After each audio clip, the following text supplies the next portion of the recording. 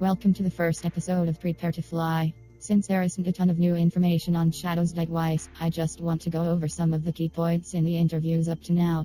Let's dig right in.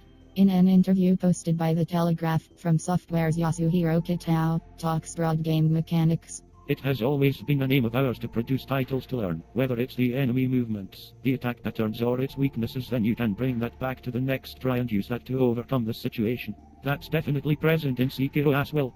In the same interview posted August 2018, he also talks briefly on different ways to approach enemies. He goes on to say, even if you challenge a weaker enemies head on, especially if there are a large number of them, you may have a really tough time, but this time we have incorporated these light stealth mechanics, the vertical traversal to get above to survey the battlefield beforehand and maybe thin out the numbers a little bit before engaging. So we've prepared these means for the player to engage on their turns, and hopefully that will balance the difficulty. Kitao touches on the aspect of being an action game with some RPG elements. While we're calling this an action-adventure game, there still are some RPG elements. They just take on a different shape to one you may be familiar with from our previous games. So you may ask, why call it an action-adventure game then? The answer is that the line is a little bit blurred for us. We wanted to emphasize the fact we have exploration elements and character progression that is there in a different way to level up stats like in the Souls games. It's really honed in on that shinobi roleplay aspect. Creating that versatility and that variety is something we have really enjoyed experimenting with this time. We hope that's something that players come away with, that it's something different. For me, this interview really drives home that this game is very combat focused. At the same time seems to indicate we can expect some of the same trial and error style encounters occurring due to world design as well as enemy design. Also with the ability to jump huge gaps and traverse the world's depths and peaks, I'm sure From Software has some new tricks up their sleeves. Next we move on to an interview with Hidetaka Miyazaki, with a member of Sony. He talks about setting, lore, and the death mechanic. This is a section of Miyazaki describing Resurrection. My idea of a ninja fighting rather than, say, a knight fighting, is that ninjas can't take a lot of damage. They are taking a huge risk. They're very vulnerable while they're fighting. It's this idea of fighting on the edge. It's a risky situation where if you screw up by a hair's breadth, it's over. With a knight, there's more back and forth, there's armor and all that. The idea of that type of fighting is where the idea for Resurrection came from. With that image for the combat, that it's risky, a slight mistake and you're dead. If you had to go back every time you die and walk back to where you were, the tempo of the game would not feel very good. The idea of Resurrection is that it helps the flow of the game. Yes, you have this battle, but you don't necessarily need to go back every time you die. This helps to balance that out and allows for that riskier edge of the knife type gunplay. I really like the idea of the resurrection mechanic. It balances progression and the consequence of death in a fitting way.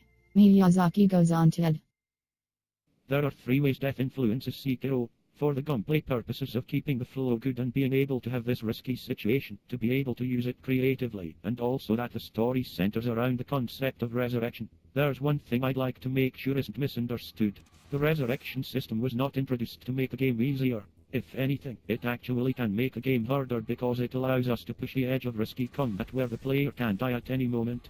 With the removal of summoning online helpers and the edge of the knife combat approach, Sekiro could prove to be quite difficult. This is Miyazaki concerning lore.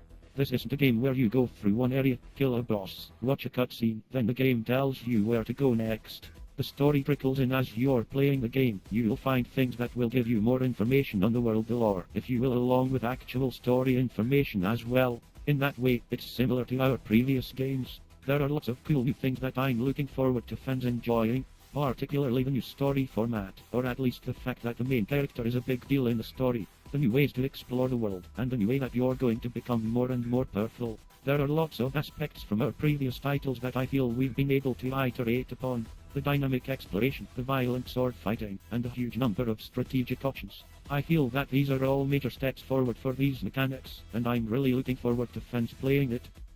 Back to Kitao. In a separate interview he talks about shinobi tools and how they are unlocked. There is a variety of shinobi prosthetic tools, and you don't have them all unlocked from the start. In the demo, we're showing only 3 of these tools. The ways you unlock them vary. You may have to defeat certain enemies or explore the map. There are a number of places where you can find them. It isn't limited to prosthetic tools, but there can be really tough enemies that you're having trouble to beat, and you may want to go off the beaten path to find something that is going to help you defeat them. After that, you can come back and challenge them again. This sounds great to me. I will admit I was somewhat concerned with how they handled Bloodborne's weapons and costumes. Most of them were added after obtaining the corresponding hunter badge. I never really had the feeling I would stumble upon a useful sword or garb like I had in Dark Souls. Moving on. He goes on to speak a little on bosses and exploration. Of course, you'll still need to defeat the bosses. We don't know if a full stealth approach will be possible just yet, but much like the Dark Souls speedrun scene, there are definitely some speedrun elements in there that I think fans are going to enjoy. Creating these wider areas and passages is part of the Shinobi roleplay and of creating various methods and approaches that you can use. With that being said, you may not want to skip too many enemies, because defeating a tough mid-boss might give you something that could help you progress later in the game. Next, Vital speaks a little on inspiration and what they are trying to accomplish. Re-establishing the concept they are trying to create something new and fresh, much like he said in the prior interview.